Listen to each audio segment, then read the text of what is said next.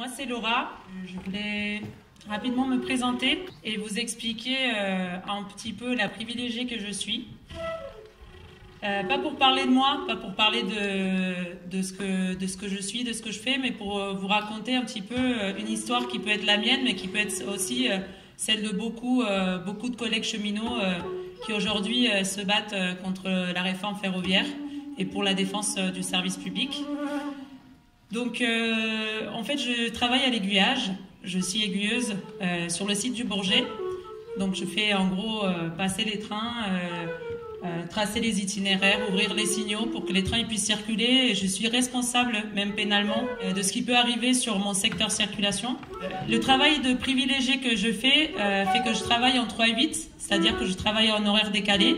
Je travaille parfois de 6h du matin à 14h, parfois de 14h à 22h.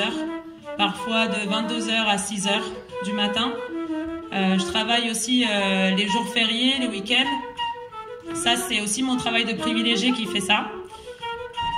Mon travail de privilégié fait aussi que j'ai souvent mal au dos. J'ai souvent des problèmes de sommeil parce que les horaires décalés, c'est très compliqué à organiser après sa vie, à pouvoir tout gérer au même temps. Mon travail de privilégié fait aussi que comme je suis argentine et que j'ai pas la nationalité européenne, j'ai pas le droit au fameux statut des cheminots. C'est quelque chose qui m'arrive à moi, enfin ceux qui sont embauchés par la SNCF au statut de contractuel, on appelle ça les contractuels. C'est tous ceux qui ont soit plus de 30 ans, soit qui n'ont pas la nationalité européenne. Cette discrimination, elle arrive aussi aux travailleurs sous-traitants.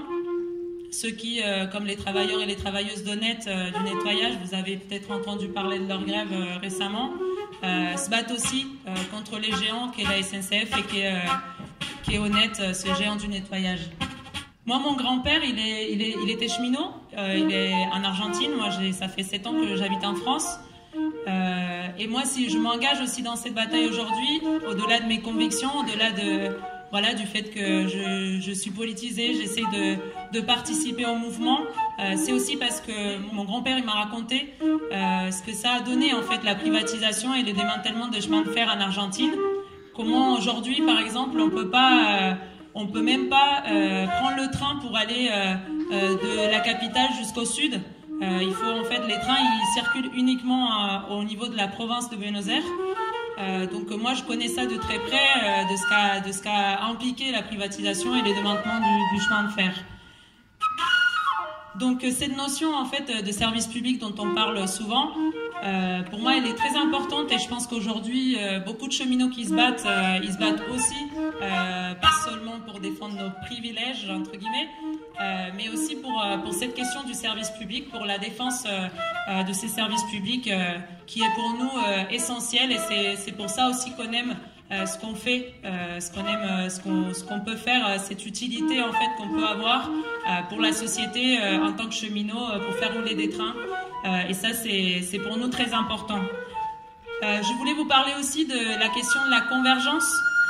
Pour moi, elle est importante et contrairement à peut-être à d'autres conflits qu'il y a pu avoir à la SNCF, aujourd'hui, la convergence, elle veut dire quelque chose pour beaucoup de cheminots. Je vais vous juste raconter une anecdote qui m'a beaucoup touchée quand on était à Tolbiac, on était venu voir les étudiants.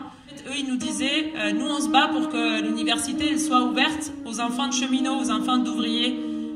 Et nous, on leur a dit, nous, on se bat pour que les trains ils puissent amener dans des bonnes conditions les étudiants et aussi les travailleurs, les enfants de travailleurs, tous ceux qui ont nécessité de se déplacer pour aller travailler, pour aller en vacances, etc. Donc cette convergence, elle a un sens. Et pour nous, on répète beaucoup quelque chose avec beaucoup de collègues. On dit, on veut pas juste que les gens ils se battent pour nous soutenir, enfin qu'ils soient là pour nous soutenir. On veut qu'ils se battent à nos côtés. Et ça, c'est pour nous quelque chose de très important. Quelque chose qui, à mon avis, est important à comprendre. Contre qui on se bat aujourd'hui? On se bat d'abord contre le gouvernement. Le gouvernement et tous ceux qui sont au pouvoir aujourd'hui.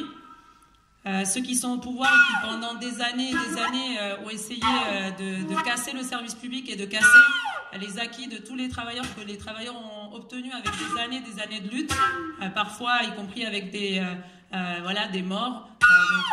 Donc pour nous, c'est d'abord avec c'est contre ça qu'on se bat. Et après, on se bat aussi contre la direction de la SNCF. C'est une direction qui a pendant des années aussi essayé de casser le service public, qui a mené une politique consciente pour détruire le service public ferroviaire et qui a mené une politique de répression contre tous ceux qui essayaient de combattre cette politique. Et ça, c'est important parce que cette répression, elle a mené même à des collègues à se suicider. Je vais parler d'un collègue en particulier que je connaissais personnellement, Édouard Postal, qui est un cheminot qui travaillait sur la gare de Saint-Lazare. Lui, il a été accusé par la direction d'avoir un regard menaçant. Et c'est pour ça qu'on l'a poursuivi en conseil de discipline, qu'on l'a sanctionné, qu'on a essayé de le virer. Édouard, il a fini un jour par se jeter sous un train parce qu'il avait plus envie de vivre tellement c'était dur en fait à résister contre cette direction qui mène le service public et la SNCF dans le mur. Donc voilà, on se bat contre tout ça. Et je voulais finir en fait en disant que pour nous le point fort de cette grève contre tous ces géants en fait contre lesquels on se bat, c'est la question de la force dans le collectif, la force qu'on peut trouver. On en parlait avec beaucoup de collègues. Le fait que cette grève, elle nous a permis de nous rencontrer, de nous retrouver, d'échanger, de discuter, de s'engueuler, d'aussi être d'accord, de mener des discussions, de s'organiser. Et ça, c'est très important. La force de cette grève, elle est aussi dans le fait de nous rendre compte, de comprendre que c'est très fort, que c'est nous, quand nous on s'arrête de travailler, les trains ils circulent plus. Alors que nous on dit souvent un truc, c'est que Pépi, il peut partir en vacances pendant des mois et puis les trains ils vont pas s'arrêter de rouler. Donc cette grève, elle nous a fait comprendre le rôle qu'on peut jouer, la force qu'on peut avoir. Et surtout, pour moi, ça forge des liens. Ça forge des liens entre nous, ça forge des liens avec les autres secteurs qui se bagarrent. Ça forge aussi une conscience qui est pour nous importante, c'est-à-dire de tout ce que je viens de vous expliquer, d'être conscient de ça, de prendre conscience de tout ça. Ça fait que, quelle que soit l'issue de cette bataille, qu'on gagne ou qu'on perde, cette conscience qu'on aura acquis aujourd'hui, elle servira aussi à mener des batailles à l'avenir. Et c'est ça le plus précieux qu'on peut avoir et qu'on peut trouver dans cette grève. Voilà, c'est ça que j'avais envie de vous dire. Merci.